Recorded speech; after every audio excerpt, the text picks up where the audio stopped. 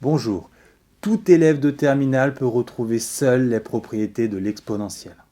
Pour cela, il lui suffit de savoir que l'exponentielle possède les propriétés des puissances et que ces autres propriétés se déduisent de sa courbe.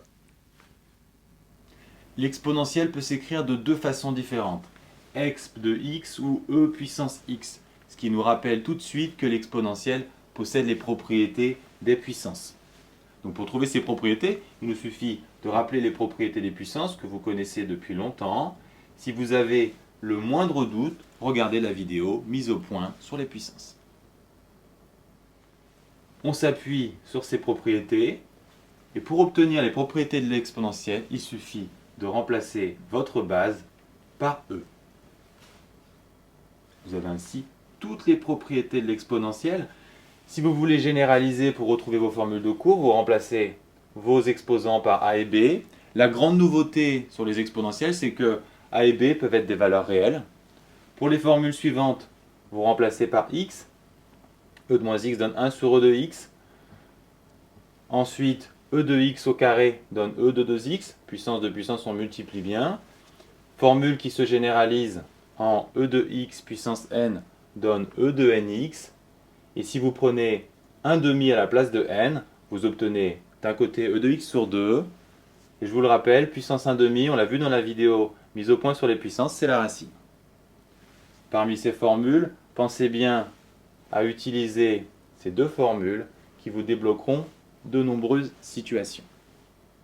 Évidemment, toutes les formules sont à connaître dans les deux sens. Avec la courbe de l'exponentielle, on pourra obtenir toutes les autres propriétés.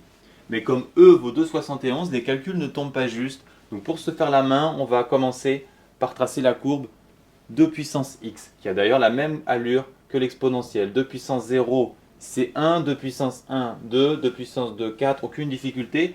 2 puissance moins 1, 1 demi, 2 puissance moins 2, 1 quart. Pour l'exponentielle, même principe, sauf que les calculs tombent moins justes. Bon, E de 0, 1, pas de problème. E de 1, à peu près 2,7.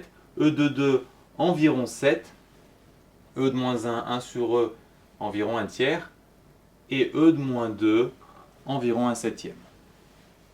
Si on admet qu'entre les valeurs entières, tout se passe bien, on obtient les courbes suivantes. Avec la courbe de l'exponentielle, nous allons pouvoir dégager de nouvelles propriétés. L'exponentielle est définie partout, donc son ensemble de définitions c'est R. L'exponentielle est toujours au-dessus de l'axe des abscisses, donc elle est toujours positive. L'exponentielle est toujours croissante. Et on peut noter qu'à partir de 0, l'exponentielle est toujours au-dessus de 1, donc toujours strictement supérieure à 1. La limite en plus l'infini est évidente, tout comme la limite en moins l'infini qui vaut 0. Deux propriétés particulièrement importantes. Dans la première, bien noter que l'exponentielle est toujours positive pour n'importe quelle valeur de x. Donc par exemple, pour moins 50. Logiquement, e de moins x sera aussi toujours positif et plus généralement, l'exponentielle de n'importe quelle expression sera toujours positive, ce qui sera indispensable pour les études de signes. L'exponentielle étant croissante, comme toute fonction croissante, elle conserve les inégalités, ce qui se voit très clairement sur la courbe, puisque si b plus grand que a, exponentielle de b plus grand qu'exponentielle de a. Ainsi, si on applique l'exponentielle à gauche ou à droite, les inégalités sont conservées. On peut également enlever les exponentielles à gauche et à droite. Ceci est également valable pour les équations. Avec la courbe qu'on vient de tracer, on peut s'intéresser en différents points à la hauteur et à la pente de la tangente.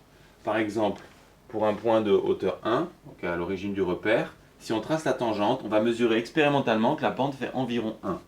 Si on s'intéresse à la hauteur 3, on va constater que la pente est environ égale à 3, et de même pour d'autres tests. En fait, sur la courbe exponentielle, hauteur et pente de la tangente sont partout égales. C'est une propriété fondamentale de l'exponentielle. La hauteur est associée à e de x, puisque c'est la courbe étudiée.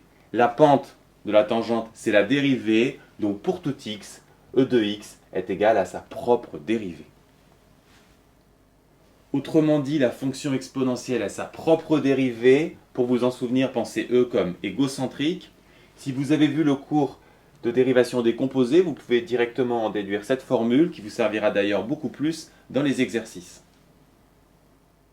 Dernier point, cette propriété explique pourquoi E a été choisi environ égal à 2,71. En effet, si on prend n'importe quel autre nombre que E, à la puissance x, il ne donnera pas sa dérivée. Ainsi, on a choisi une valeur très compliquée à E pour, en contrepartie, avoir une propriété très simple.